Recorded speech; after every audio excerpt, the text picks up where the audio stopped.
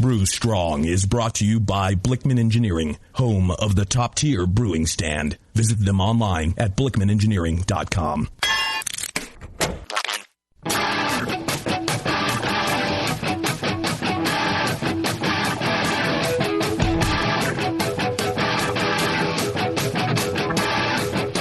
Brewers, it's time for the beer radio you've been looking for. This is the show that dispels myths, tackles the toughest topics, and makes no apologies for geeking out on beer. Hosted by two guys that drink before they think. Jamil Zainasheff and John Palmer. This is Brew Strong.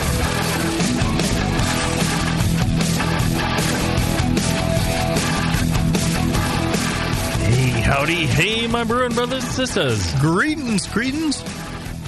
Another fine day in the studios of the Hop Grenade Brewing Network. Lovely Concord, California. Yes, we are moments away. Indeed. Well, many moments. Hours away from Winterfest. Yeah. That's going to be a blast. It will, without snow. We'll both be there. Snow. Yeah, I brought my snowboard. I mean, what the hell? You said Winterfest. I thought there would be some moguls, maybe some a little bit of terrain park. Justin's going to murder me for saying this, even though we're only 24 hours out and the weather forecast is looking pretty set in stone at this point. Yeah. But we're looking at another 70 and sunny January day for Winterfest. Just the fabulous wet weather luck continues. Well, this is California. I don't know if you noticed that. Did you grow up in California? Yeah, I did. Southern California. Oh, so even worse. So the weather we're having up here is freaking you out that it gets colder at night and it's not quite as hot during the day. Yeah, exactly.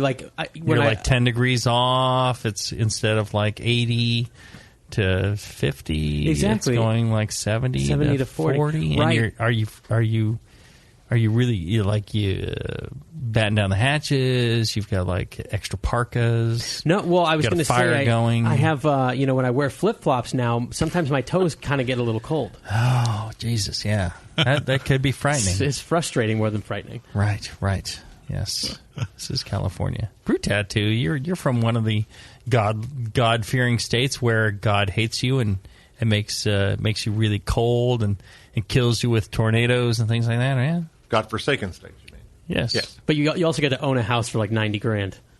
Yeah, until it blows away in the next hurricane or tornado. It's cheap to rebuild or flood, or the oil field erupts, or the fracking causes a fire coming out of your pipes or whatever. No, please. Biggest earthquake in American history, Missouri. Really? There you go. New Madrid Fault. No way. Yeah. How big was it? Big? 9. I don't know. Did a freeway overpass fall down? Well, it was back before. If it didn't, it wasn't big. It probably scared a few horses back then.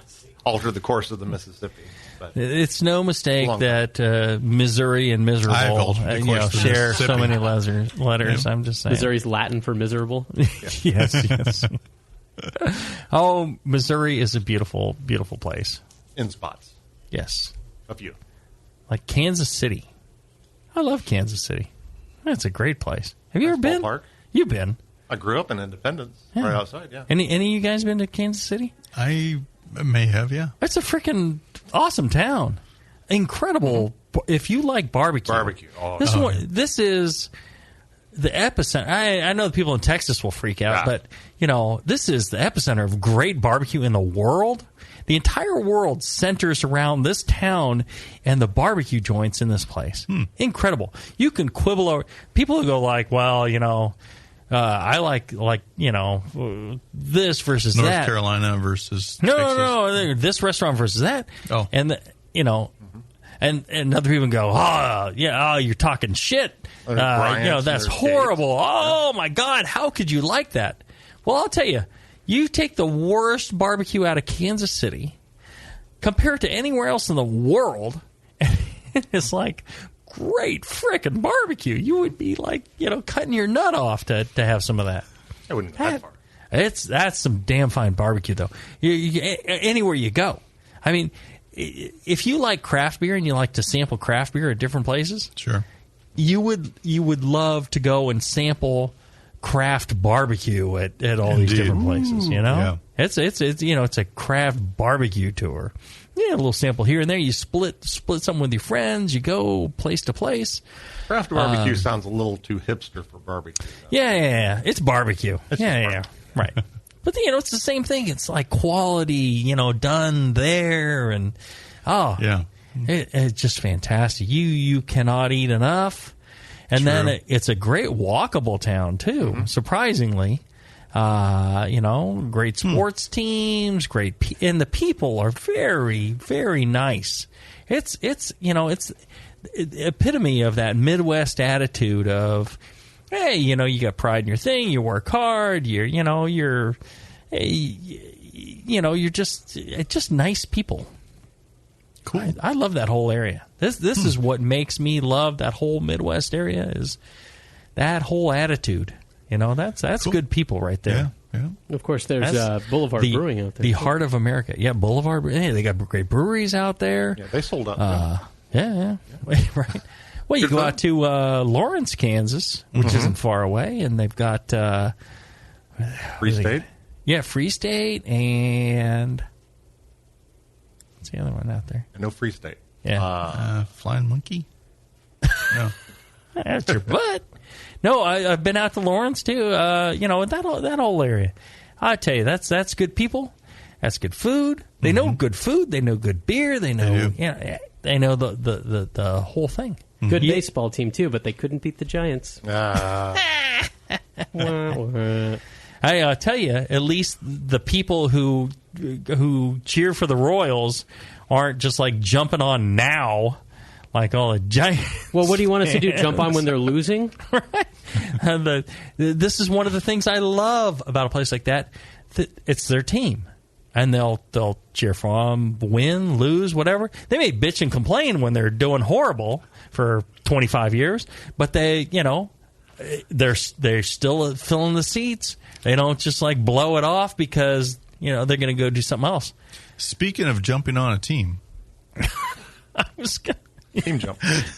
I was going to go with more of the beautiful Midwest thing, but the bitchin' and moaning part. Okay. No, not the bitchin' and moaning part. Oh, you ruined my whole segue into Blickman Engineering. All right, fine. Go Blickman ahead, Engineering. I'll just pretend I didn't say anything. Yeah, it's too late now. You've ruined it. You've hurt my whole transition. I get that a lot. Don't worry. You've caused me pain, John.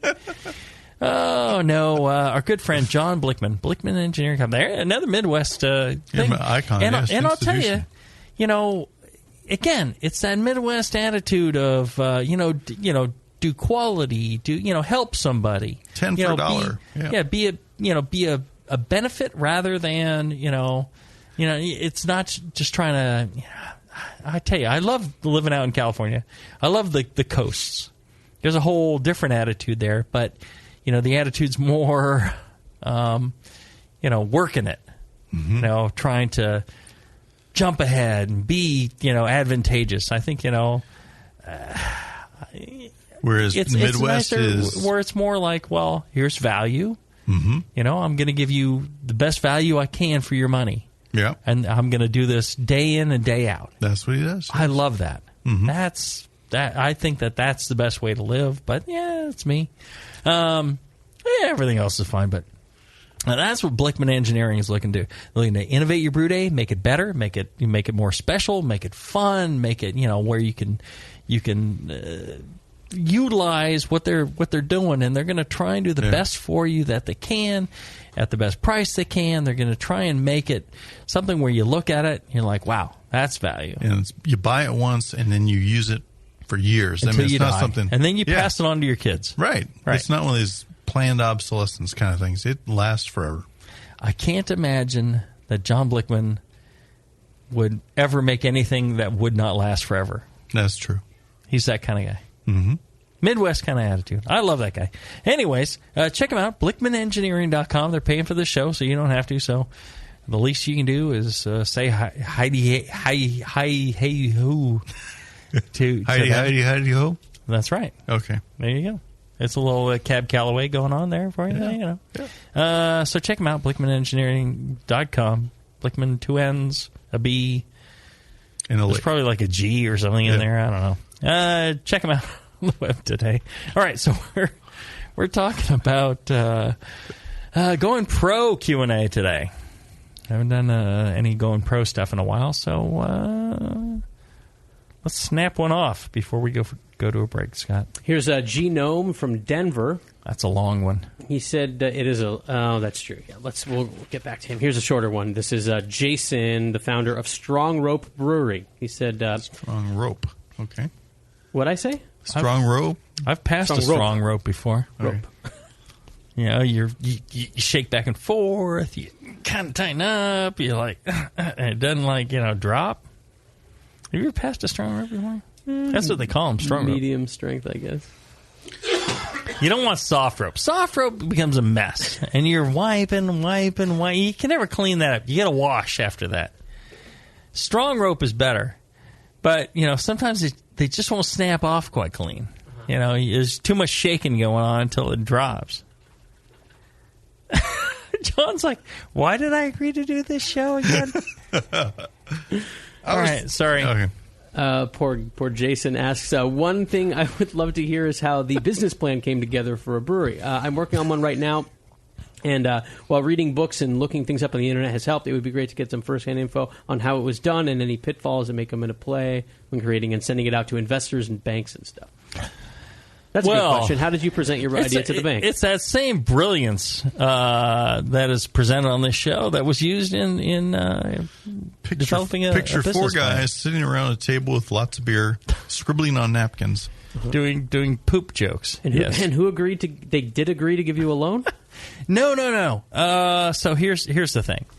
I would, if you can't open a brewery on your own, I don't know how many investors you want. I would keep your investors tight and close to you. People that don't need a business plan, people that believe in you, people that would just give you money because you have blackmail photos or their relatives or, Which blackmail? Like D'Angelo?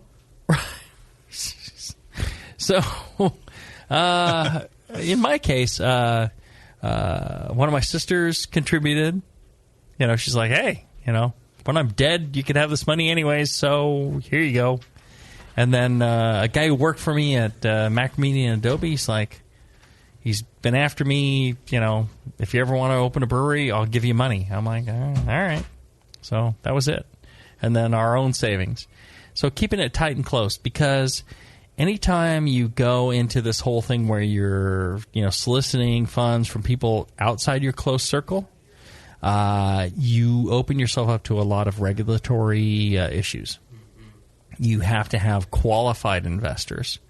And qualified investors are people who have so much money, they don't know what to do with it. There is a regulation on qualified investors. There's a definition of it. And you have to send people this whole thing about being a qualified investor. So there's close investors, there's this qualified investor, you got to be careful. So I would stick to people that intimately, and you can be close, and you can call them, intimate relations, friends, relatives, things like that. Then it's okay if they invest. And then also, anybody that you're going to have invest, I would tell them, all right, so once you give me the money, you shut the fuck up, and I will run everything. You don't want people telling you how to run your business. If you do, you're gonna just drive yourself mad trying to please all these people. Not acceptable. That I believe. You need to have one person in charge. And if everybody believes in that person in charge, they put the money behind that person in charge, and that person does it. If you don't have that person, then people shouldn't invest, and you shouldn't try and run any business by committee. I think that's a mistake. So if you had to get a bank loan to open Heretic, you wouldn't have done it? I wouldn't have done it. I think that's a mistake, too. Go smaller. I hate the nano thing, but, look at Device Brewing in Sacramento. Our good friend Ken Anthony. Yep. They did it. He collected up a little bit of money, rented a small space, bought a small piece of Blickman equipment, started with that. Mm-hmm. I'm like, you're insane. He worked his ass off. He goes, you're right. And we were insane. So he bought bigger equipment. He's moving up. Now he's getting bigger equipment. He's making it happen. It is torturous. If you're young and strong, you can make it happen. Yeah. And I but financially, it's working. Yes. If he had gotten a big loan and done this other thing and had to, either he'd be freaking out because of the bank all the time, or, he'd have people that are like, well, why aren't you doing this? Why aren't you doing that? Oh, you should brew this. Oh, you should brew that. Mm-hmm. Don't goddamn tell me what to brew. Don't tell me how to run my business. Yeah. Either invest and step aside and then let me do what I do, or, go open your own. It's like, why would you even invest in a person if you weren't going to let them run it? Like, here, I'm investing in you because you clearly know what you're doing, and now that you are, I'm not going to let you be in charge. It makes no sense. Good point. Yeah, there are people where they think by investing, and they romanticize investing in something where they're going to tell them, they all of a sudden are the brewer. They all of a sudden are going to, I own this brewery, because they provided the money and all this. That's a bad thing. That's something to avoid. As far as business plans go, there's business plan software out there. Palo Alto software has a good Business Plan Pro. It's probably like $99. It's got templates from all sorts of other businesses, and it's all divided into sections. And so you go, well, this business is closest to mine. I'll pick this one. And then you go in and you edit the words that are said there, and you type your own. You get an idea, and pretty soon it's your own thing. And it's done section by section. You can save it, go back to it. It's a really good way to go. And they also have a marketing thing. What's the name of the company again? I think it's like Palo Alto Software or something like that. Okay. Business Plan Pro, like $99. It's pretty popular, and it formats it for you. It'll spit out a PDF. Really, the way to go on that sort of thing, and it really ticks all the boxes if somebody's looking for.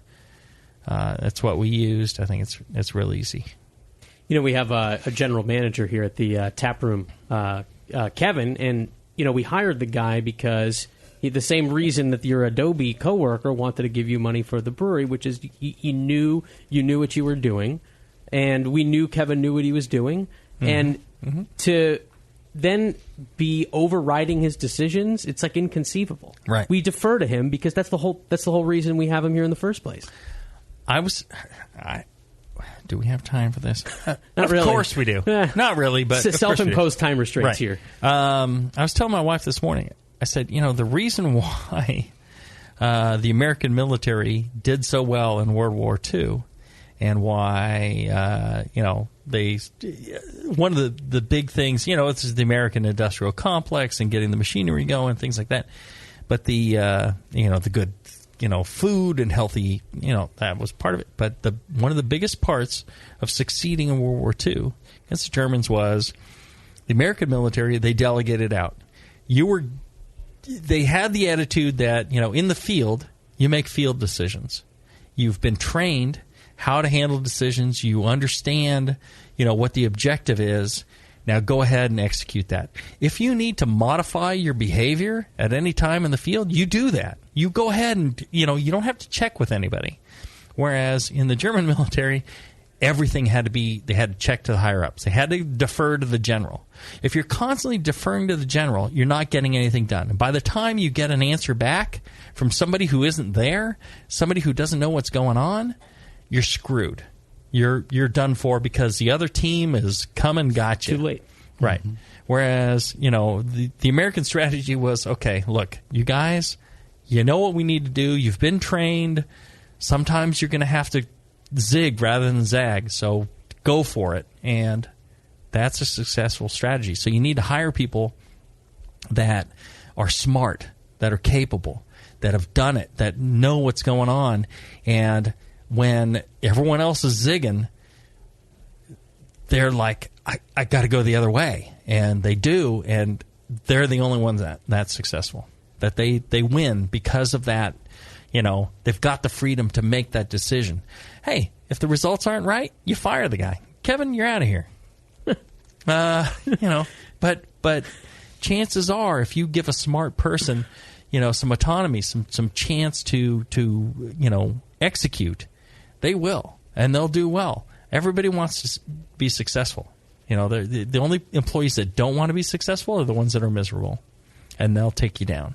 the ones that are set to be free and achieve and be rewarded, they'll do it every time. Yeah, I've just surrounded myself with those type of people and rocket ship to the moon. Look at me. I'm around you. John? Yeah, exactly. We are your rocket ship to the moon. Yes. Oh, yeah. Break time? Yeah, let's take a break. We'll do more of your questions right after this. Tonight is the night. We bring the creature to life, Dr. Blickmanstein? Yes, J.P. Gore. Everything is perfect for my next fermented creation. My father, the storm is too far away. We'll never have enough power to isomerize the creature's alpha acid. Yes, J.P. Gore, we will. For I have in my possession the Tower of Power. Blickman's new Tower of Power is the evolution of automation. Control hot liquor, sparge, and mash temps like a pro. The Tower of Power is a high-quality gas-fired rim system that works with your current brewing setup. With ultra-precision, the tower can hold your mash to 1/2 of a degree Fahrenheit. Precision and repeatability. The Tower of Power is the answer to automatic, fast ramp times. See more at BlickmanEngineering.com. Bring your next creation to life with the Tower of Power. Dr. Blickmanstein, with the Tower of Power, you can probably give me an afternoon at the pub to enjoy a pint. Don't be silly, J.P. Gore. We have beer to brew. When I order a beer, I want my server to know more about it than I do. I want someone who enjoys good beer and loves helping others enjoy it too. I want someone who knows how to pour a perfect pint for every beer style. I want a Cicerone. The Cicerone Certification Program is creating the type of people who help you enjoy great beer. Home brewers and craft beer lovers know beer is more flavorful and complex than ever, and it takes some serious knowledge to store and serve beer right. Cicerones know beer. There are 3 levels in the Cicerone program: Certified Beer Server, Certified Cicerone, and Master Cicerone. Cicerones are truly the sommeliers of beer. The best beer locations have a Certified Cicerone on staff. Relaxed and unpretentious. Cicerones are tested on storing and serving beer, beer styles, flavor and tasting, the brewing process and ingredients, and pairing food with beer. Learn more about your next beer guide at Cicerone.org. Certified Cicerone, because it takes top talent to present a perfect pint. Hey, dude, you know what beer this is? No, all the labels are falling off. Yeah, or the ink is run. Well, if it's the pale ale, you're good, but stay away from the quote-unquote Belgian. Oh, man, this guy needs to get some grog tags. Grog tags are reusable, write-on, wipe-off, commercial-grade bottle labels for your brew. The guys at Grog Tag are homebrewers. They wanted great-looking, sturdy labels for your bottles, buckets, carboys, kegs, and growlers. They also wanted a label that not only looks good, but can be easily removed and reapplied during bottling without that nasty glue residue being left behind. No residue, water-resistant, and ice chest approved. Grog tags stay on in water or an ice chest, and they stay legible. Visit grogtag.com to customize your label or coaster from dozens of different templates for free and see how awesome your bottles can look. It's that pseudo-Belgian. Yeah, we're getting him some grog tags, dude. Grog Tag. At least your beer will look good. grogtag.com.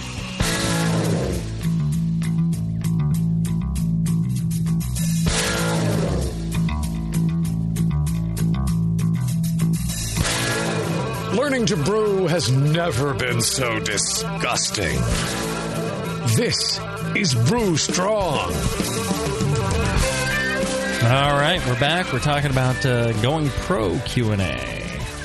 I tell you, at the AHA conference, they're going to have some Going Pro panels, I think. Or sessions. Yeah, I think the AHA in general is doing just a fantastic job with the membership dollars. Yep. If you sign up to be a member, you're going to get the Zymergy magazine, which is fantastic. You write for it. I've written for it on occasion.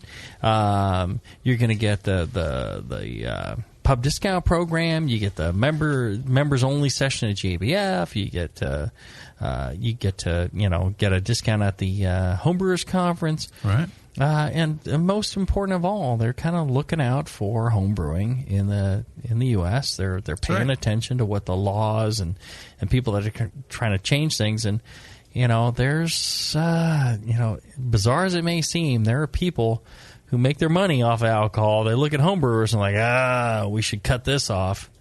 They're getting it for free. They don't realize that you guys buy more beer than you make. That's and right. so, it's just crazy. But the AHA is looking out for that. You can sign up for an AHA membership by going to the Brew Network and clicking on that AHA logo. And when you do, a small slice of it goes back to the Brew Network. The rest goes to the AHA. You get a great membership with a lot of benefits. Win-win-win. Check it out. Check it out today. AHA membership, American Homebrewers Association.org. Yes, it is. I'm guessing. Yep. Very good organization. Absolutely. Both Jamil and I are life members. All right, here's a question from Adam Drager. He says, Adam from the Yak and Yeti Brew Pub here. I just listened to the Distribution Proganza episode. There was no mention of renting kegs. I know MicroStar is big here in Colorado, and they say you need a minimum of 200 kegs a month to use their service. So with the 5% losses and the high capital price of kegs, what is an ideal break point in sales to go to using a service like this? From memory, I think it's like $3.50 per keg per month or something. No. All right, so... oh, my God. So MicroStar, you're talking more like when you use a keg. So if Yak and Yeti was to do MicroStar, you need 200 kegs a month. They won't talk to you if you're smaller than. They're just like no. They won't even answer questions. They don't want to talk to you on the phone. They don't want to answer email. They don't want to give any potential information. They're like, contact us when you're big. Wow. They got an attitude. Well, it makes no sense for them to. It's like they're spending more resources focusing. So their pricing tends to be things like, if you use a keg in your own tasting room, it's like $6-7 to use it, not leaving the building. They're going to charge. You need to report to them, and they're going to charge you $6 to $7 to use a keg in your own tasting room. If you send it outside in your local area, you're in the $13 to $15 range. If you send it further abroad, like a couple of states away, things like that, then you're in the $15 to $25 range per use every time you fill it. Wow! What they send you is a dirty keg from God knows where. Somebody could have made a sour in it. Somebody could have put dry hops in it and have a sack still sitting in there. Who knows? They don't. It's just whatever crap. It's covered in stickers. It's a mess. There's no branding for you on it. They don't clean them for you? No, they don't even come close. Oh. The other thing was he was talking about loss. Okay, so if a keg is stolen, it's your problem. You need to replace that keg for them. They don't take any risk whatsoever. And I'm like, okay, so how do you track it? They don't. What they do is your distributor, so they go to the distributors and they pick up like truckloads of kegs from half a dozen breweries. What they rely on is the distributor saying, well, this was a keg from X brewery, this is a keg from Y brewery, this is a keg from Z brewery. They don't check it. They don't know. So if your distributor is worried about taking care of Brewery X, yes, these are all Brewery X kegs. Brewery Y was short a few. Brewery Z, whatever. And Brewery Z and, Y, they get screwed. They have to replace those kegs. Wow. They are short. It's all based on what the distributor says was returned. Wow. There's no actual tracking. So if somebody takes some kegs, I've heard from industry people, they'll just go and take some kegs and return those and say, here's the missing ones. There's no tracking. They don't, you're responsible for any damage. You're responsible for any missing kegs. You're responsible to clean them. It's essentially, they charge you a lot to lease you the keg and then pick them up from the distributors. Yeah. A huge amount. But is it still cheaper than buying them and maintaining them yourself? Or no. Maybe it was one day, but I don't think it is now. Your money rates are pretty low right now. You're paying an exorbitant amount. Now, you can actually buy one-way kegs. Now, not the key kegs. Key kegs are crap. They have holes in them. They leak. Those are some of the worst things I've ever seen. There are other ones. They're pub kegs. There's pet-tainers. It's like a giant soda bottle, but it's built like a keg. It's got a spear to the bottom. It uses the Sankey D coupler valve, so you don't need different couplers or anything. Right. So they work the same way as a regular steel keg. They're one way, and they're cheaper than MicroStar. So you send the one-way keg. You don't have to worry about getting it back, and it's less expensive than MicroStar. You don't have to clean them. They come sterile. Right. With MicroStar, or with any steel keg, I spend close to $1 to clean a keg. I don't have that dollar cost, and then you've got these one-way kegs. You can actually ship more of these one-way kegs on a pallet than you can the steel ones. Right. So it's cheaper to ship. It's a third less cost to send the kegs out. They cost less than the one-way MicroStar, and you don't have to clean them. So you save $1 there. So that's a better way to go, if you ask me. And MicroStar won't deal with it. Yak and Yeti, unless they're cranking out 5,000 barrels, they don't want to talk to them. So it's a total waste of time. Interesting. There are keg leasing companies. Keg leasing companies, they will charge you like $1 a day for a 6-barrel. They'll charge you maybe like $3 a day for a. No, it's $1 a day. No, it's like $1 a month for the 6-barrel, $3 a month for the half barrel, I believe. And again, if you can get a loan, it's cheaper to buy your own kegs. It's essentially, they don't provide you any recovery service. They don't provide you anything. They go, oh well, if they fail, we'll fix them for you for free. Well, not if it was the fault of, the distributor or handling or anything like that. So they end up, you end up paying, and then if any of them go missing, it's your responsibility. Right. You still have to clean them. You still have to recover them yourself. If any go missing, you've lost out. And the amount they charge you is about triple of what you would pay for a keg if you just bought it yourself. So you got to figure the amount of the interest that you would pay on this. You can get a loan today pretty cheap. I mean, interest rates are rock bottom. So it's, if you can get a loan, buy your kegs in bulk, and do it yourself. You're going to save. The way that these people are making money is by buying the kegs and then turning them over to you, and they're charging you more interest than the interest they're paying. I see. That's how it's done. Yeah. If you can't get a loan, then it's great. If you can get a loan, do it yourself. So I don't begrudge these people making their money, but it's not for everybody.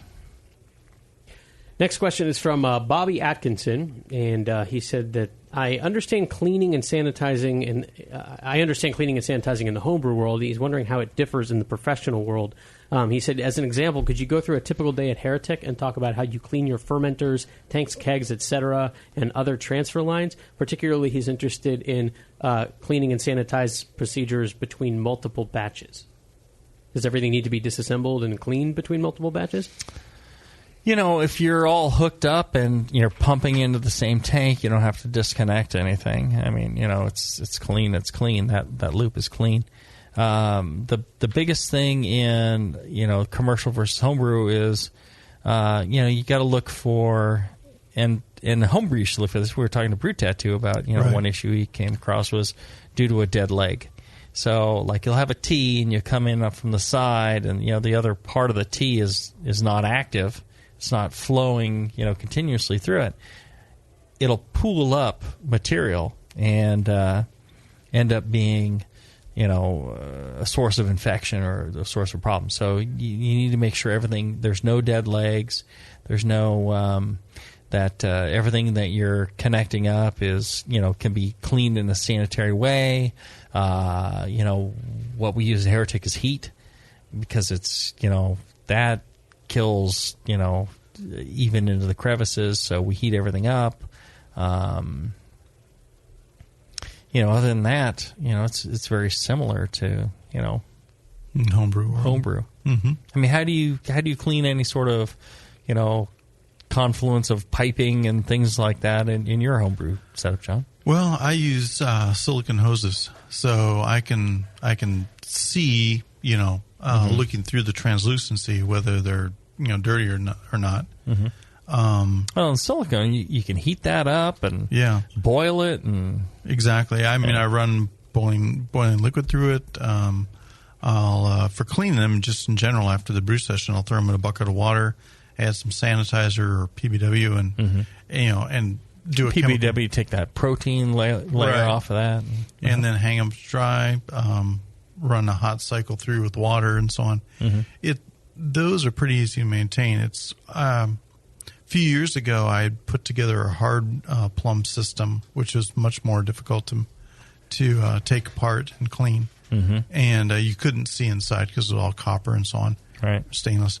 Yeah, and then you kind of have to rely on your CIP techniques where you're pumping a cleaning solution through, right? And planning that this is going to be clean, and then get the protein out, get the gunk out, right? So you don't have any biological spots. Well, the big part of any hard piping system is when it's done commercially, relies on flawless sanitary welds. They actually will pass cameras through it, they'll X-ray it, all this stuff. They're because smooth, they won't catch trap material. And when you're doing a piping system in homebrew and you're using threaded fittings, you don't have that. It's a bacteria trap, it's a protein trap. So when you're doing something like that, I'd be careful of that. Also, again, the nice thing about metal piping, things like that, is you could pump boiling liquids through there, get that up to a temperature where you keep it at 200 degrees for a second. It's pasteurized, right? At like 180 for a second, it's pasteurized.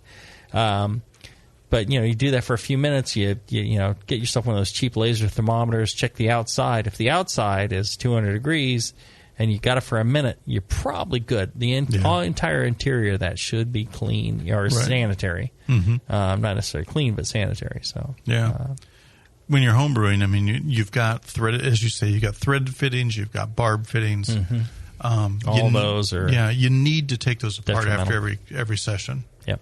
Clean them, dry them, let them sit dry until the next time you use them. I mean, or I've got a rim system, pump system. I clean it and then I hook those fittings back up because that keeps dust out of the system. Right. There you go. So. All right, let's take one more short break, and we'll be back with more of your questions going pro after this. Have you ever dreamed of attending the World Brewing Academy? This year, thanks to Lalamond and Danstar, one lucky brewer will make that dream a reality for free. Lalamond and Danstar invite you to enter the Beer School 2015 contest. One lucky grand prize winner will receive fully paid tuition to the 2015 World Brewing Academy web-based concise course in brewing technology worth almost $4,000. From now until December 13th, 2014, every Danstar yeast packet you use is your ticket to enter. Visit danstaryeast.com for the details and to print your official entry form. There's no limit on the number of times you can enter, so get brewing with Danstar and get your entries in to the Danstar 2015 Beer School Contest. Whether you want to build your home brewing skills or build a career as a professional brewer, this course will change the way you think of beer and brewing. Enter at danstaryeast.com and get the dry yeast advantage with Danstar and Lalamond Premium Brewing Yeast, and enter to win. Nico, listen, our lawyers said that we had to do this for 1 hour, and after this, we don't have to talk to each other for 3 more months to the next meeting. Kids. Come on, let's get out of here. I'm supposed to have more lines. I'm the professional. Hey, it's Sully. And I'm Nico. And we opened the 21st Amendment 10 years ago at 563 2nd Street in San Francisco, just 2 blocks from Giants Park, to make great beer and have a great time doing it. That's right, because to us, the 21st Amendment is more than just the right to make beer. It's the right to experiment, to be innovative, and just do things differently. And so now, we're putting our craft beer in cans. That's right, cans. You can find our world-famous Hell or High Watermelon Wheat Beer and Brew for Your Die IPA in the Northeast, Northwest, parts of the Midwest, and Alaska in cans and on draft. So next time you're at your local neighborhood pub or good beer store, be sure to ask for 21st Amendment in cans. Because everyone likes it in the can. Tasty crack cans. Tasty crack cans. A few things happened 30 years ago. ARPANET migrated to TCP/IP, and the Internet was born. Revenge of the Jedi was renamed Return of the Jedi and opened in theaters. Mila Kunis and Emily Blunt were born, beginning a rad fantasy in my mind. But all of that pales next to the fact that Hop Tech opened its doors and began blowing homebrewers right out of their mash tuns. Hop Tech doesn't fuck around. Real people shipping awesome shit straight to you. Their new website is fast and easy to navigate. Or just call 800-379-4677 and let badass bitch Jade and the gadget guy Roberto blow their warm load of customer service all over you. So visit the site or visit the store in Dublin, California, and support those that support you. Get your brewing on at hoptech.com. Back to the beer guys that make other beer guys look like wine guys. Brew Strong.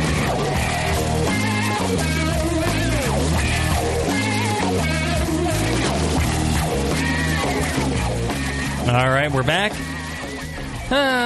What did we talk about during the break? I don't know. Yeah, Scott. We were just talking about Scott. Scott and his emotional problems? Yeah. I went to take a leak. What were you guys saying?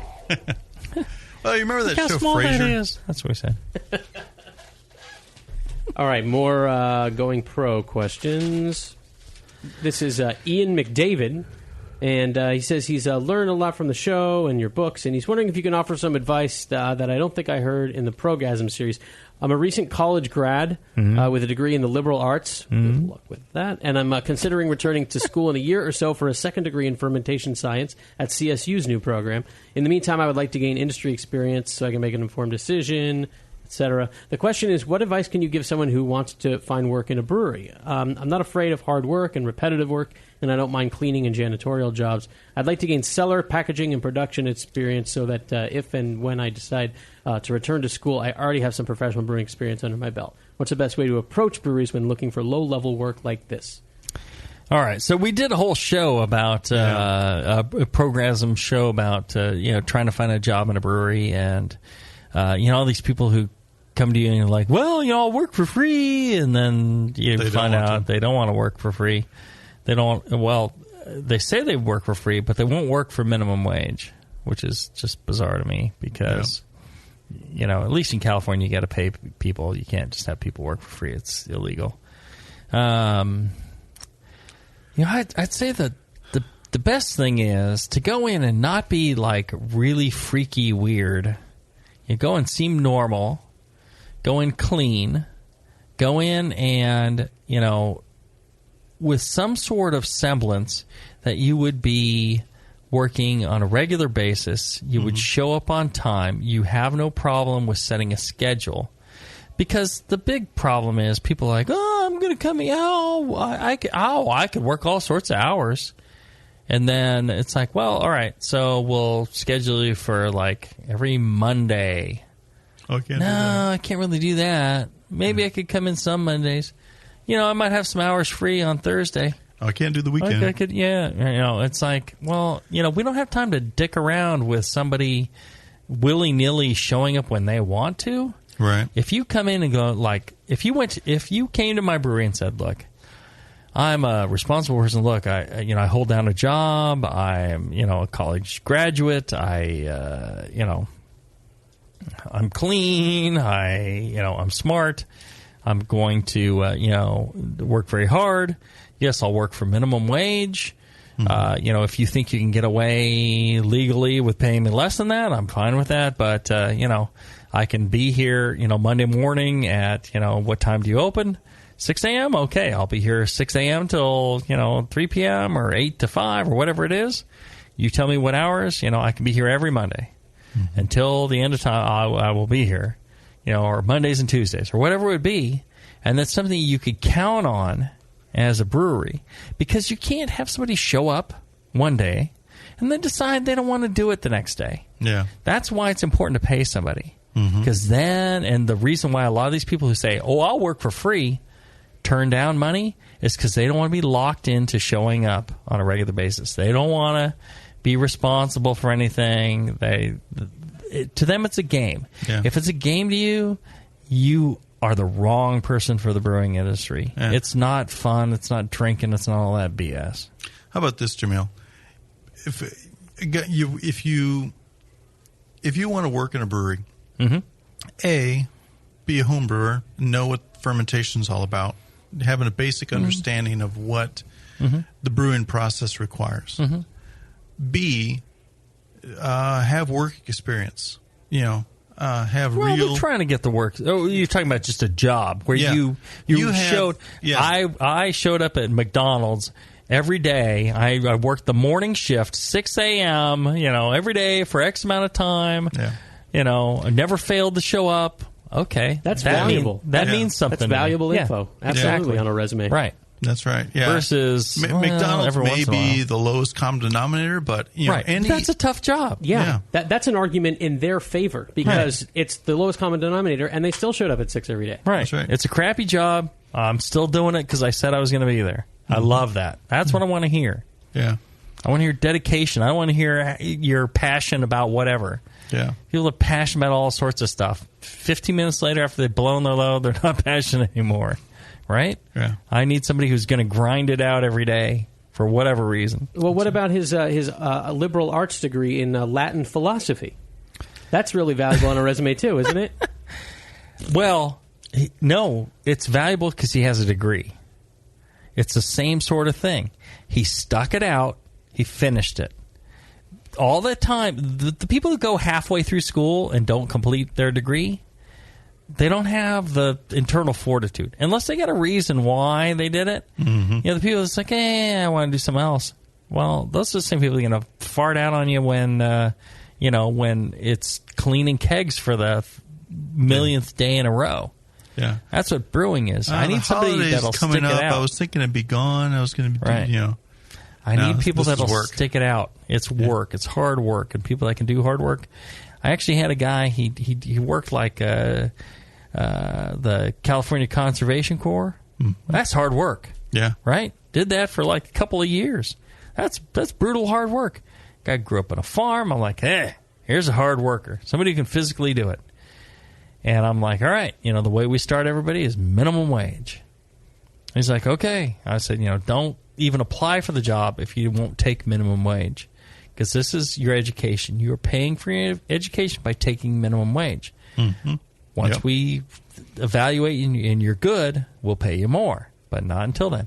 If you want to get paid more to start, go to UC Davis, get yourself a brewing science degree. Right. And then come see me, and I'll pay you like $1 more than minimum wage. Or Siebel Institute. Don't forget or our Siebel friends at Institute. Siebel. Right. Something like that. And then, the guy was like, okay, great, I'll take the job. And he's like, afterwards, he's like, maybe you could give me like a couple bucks more an hour. I said, I told you not to ask for more than minimum wage. You don't seem to understand how this all works. Well, why is it even worth asking you that? Right. When he, specifically you said not to, but B, what's he making, another $46 a week? I mean, what is the point? Exactly. Either the job is valuable to you or it's not. If you cannot exhibit that it's valuable to you to have that job, don't expect the employer to think you are a good fit for that job. It's a tough job. It doesn't pay well, at least, especially to start. You need to prove to them. I get people endlessly asking me to work for us. I'm sorry, I got my pick of people. So show me why it is I should hire you. Mm-hmm. I'm sentimental about homebrewers, but I got a business to run. I don't have time to dick around with people that are, flirting around with the romance of being a brewer. Go away. Homebrew. And don't take that if you love brewing, homebrew. If you are fine with a brutal job, pro brewer. And don't take that as Jamil being high and mighty. Those are the facts, Jack. Yeah, exactly. Yeah, no, I say that as like every brewery. Every brewery has people begging them to let them work for free. Mm. Yep, I've heard the story. It's not us. It's everybody. Yeah. So I'm sorry. I'm just trying to give people the brutal truth so they have a vision of what it's going to take and what's going to get you in that door and succeed at that job.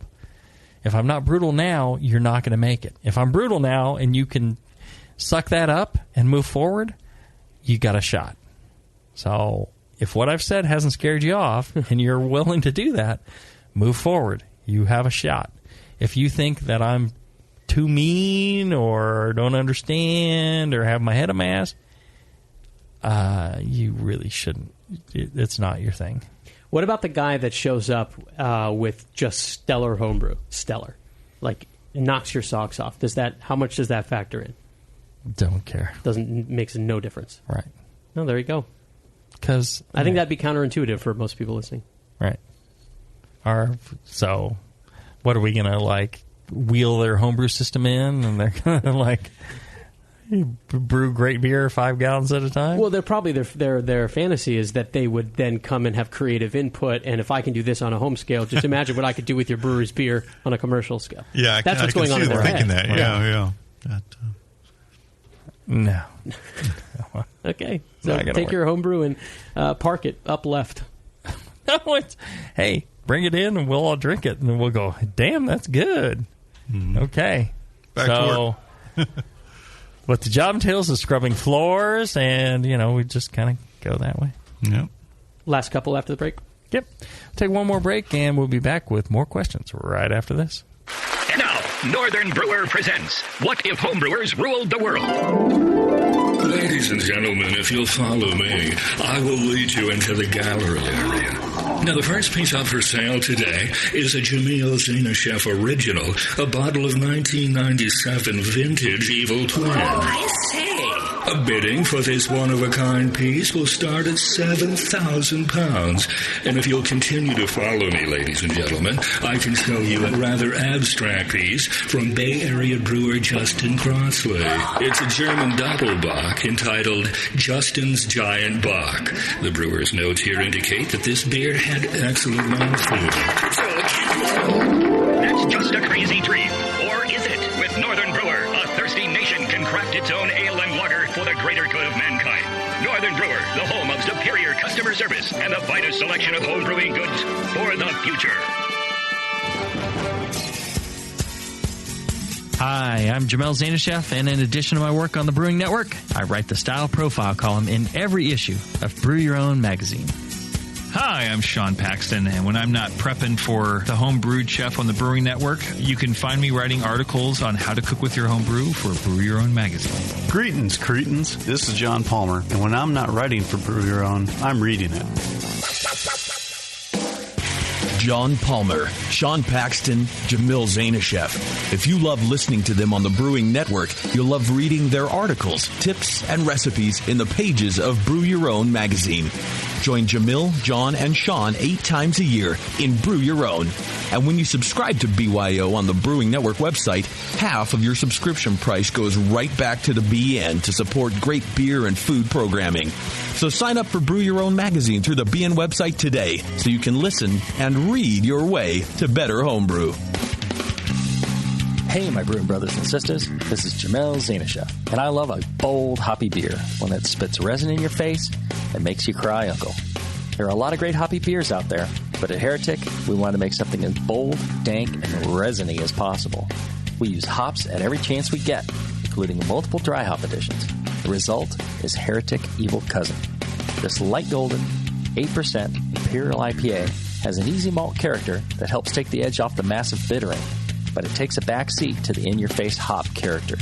We make sure this beer finishes dry so the hops can jump out and slam you in the taste buds. If you can't get enough hoppy goodness, Evil Cousin is your cup of tea. Cheers.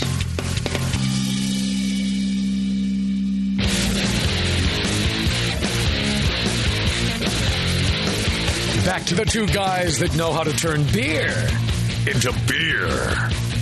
This is Brew Strong.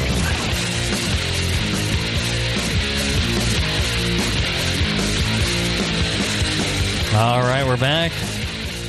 I'll tell you, if you like this show, you're going to like a lot of the other shows on the Brewer Network.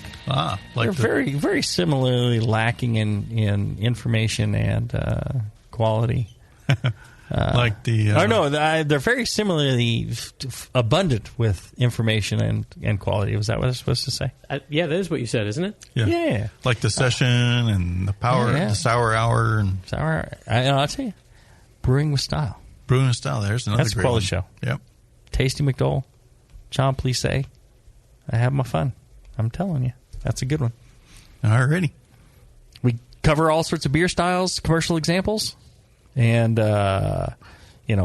rate them and explain why an example is a good example or not. That's very useful info. Provide a recipe, all that stuff. Yeah. Indeed.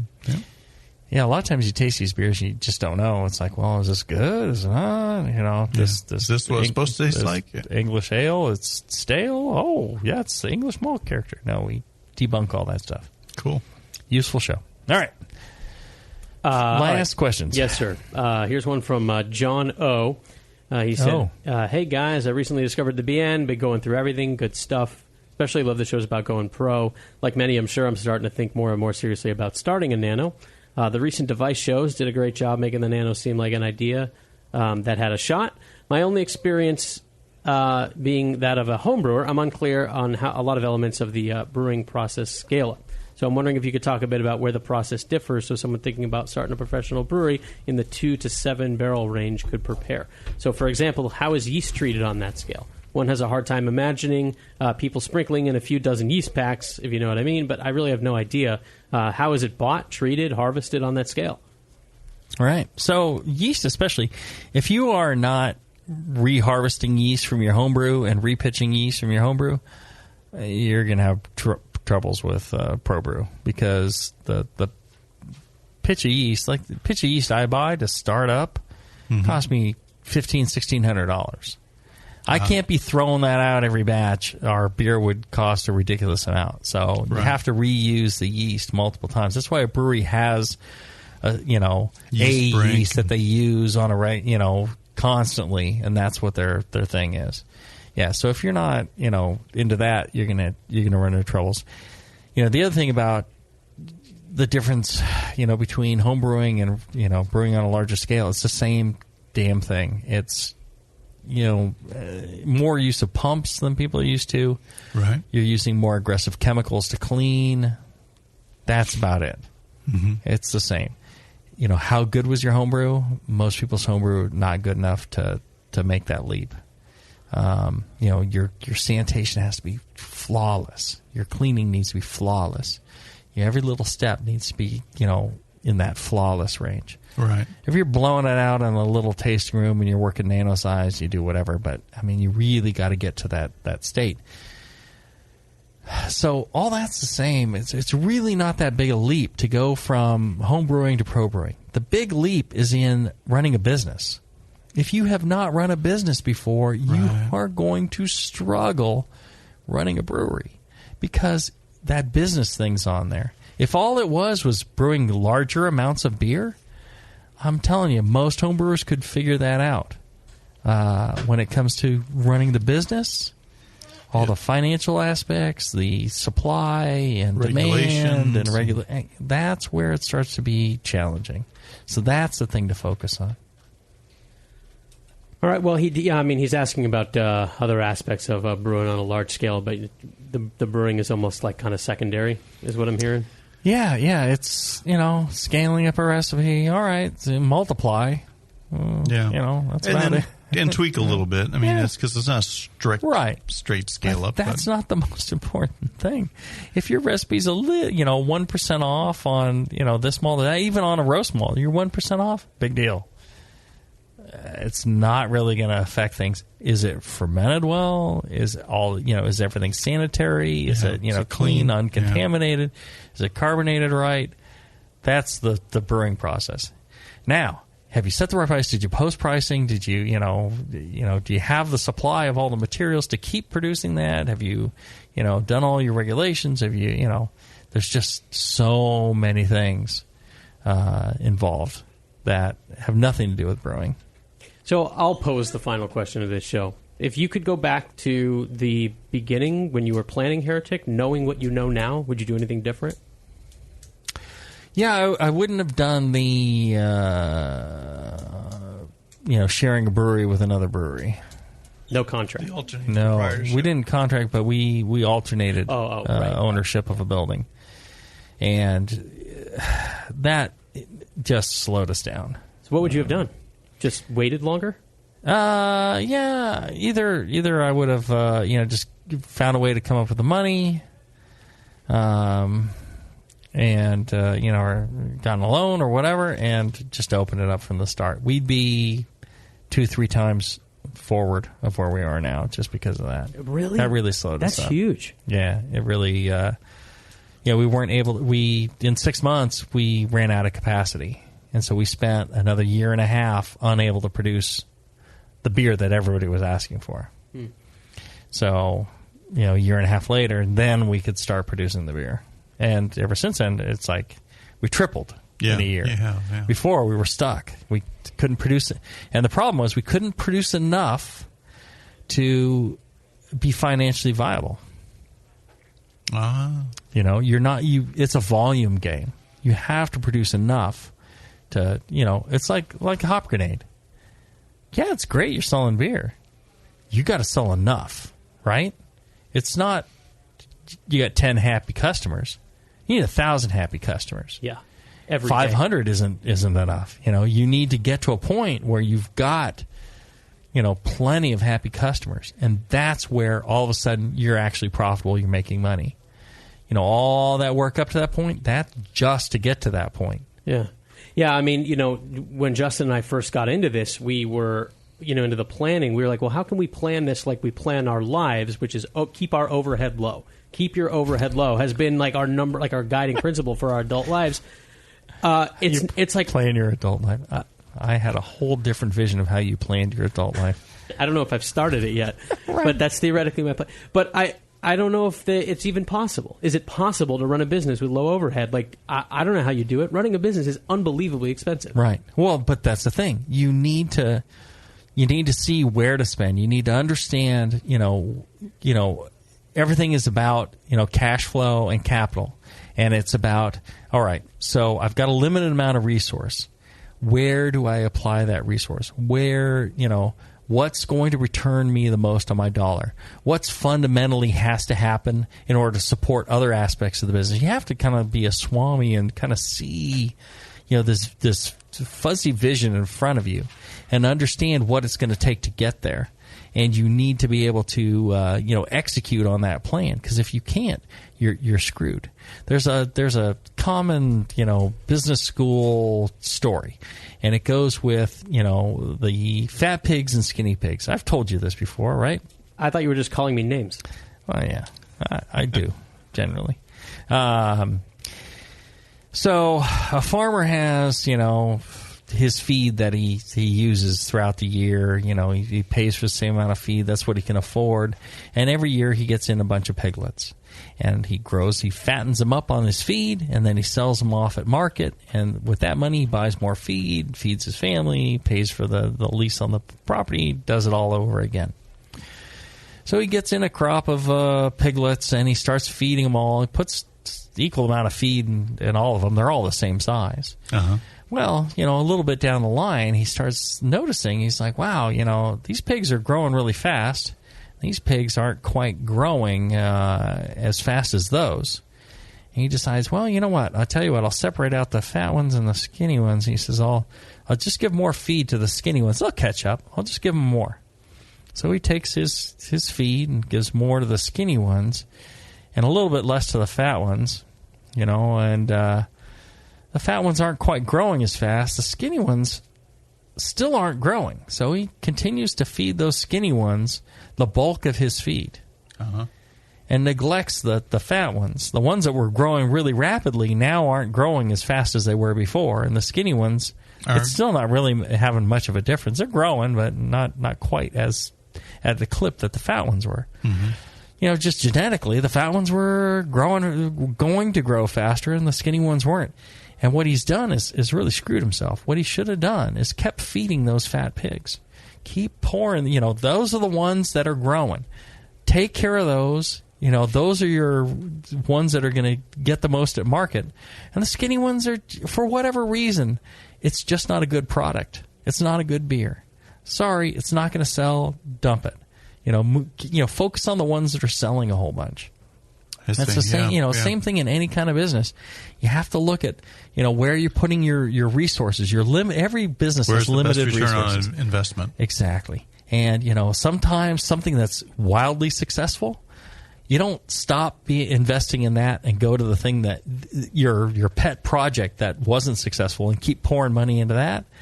You got to admit when something wasn't right, drop that, keep going on the ones that are successful. And that's, one of the business things that people just don't understand. They don't understand that, brewing beer is a business. And I know that's a dirty word, and you're not supposed to use the word manufacture. You're not supposed to use the word like produce or product or anything like that, or even, brands. But that's what it is. It's like,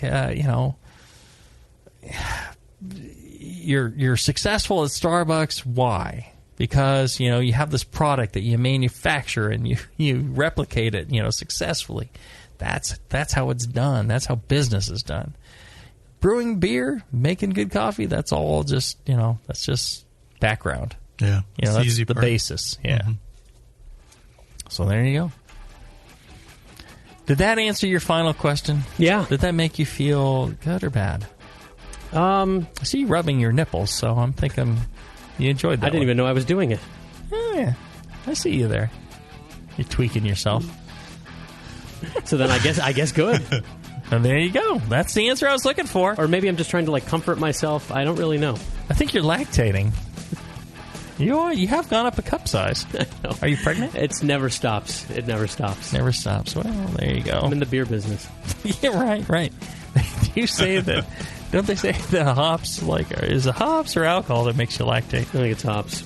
Yeah, right. So there you go. Less hoppy beer for you. That's my I don't even drink coffee. You're wetting through your Rare Barrel T-shirt right Maybe there. I should just wear a sports bra. Take one of my girlfriends. Support. Maybe small for you. Can we please get the hell out of here, for God's sake? Well, I'll tell you, if you enjoy this fine repartee, I would suggest letting Blickman Engineering know that you enjoyed the show and they pay for it so you don't have to. You appreciate what they do. Yeah. Check them out, BlickmanEngineering.com. Check out all our other fine sponsors. If you get a chance, go by thebrewingnetwork.com/store. They got all sorts of hoodies, glassware, hats, books, all sorts of good things. When you buy those things, all the profits go to the bottom line of the Brewing Network and really make a big difference in keeping this show on the air. Indeed. Until then, brew strong, everybody. Brew strong.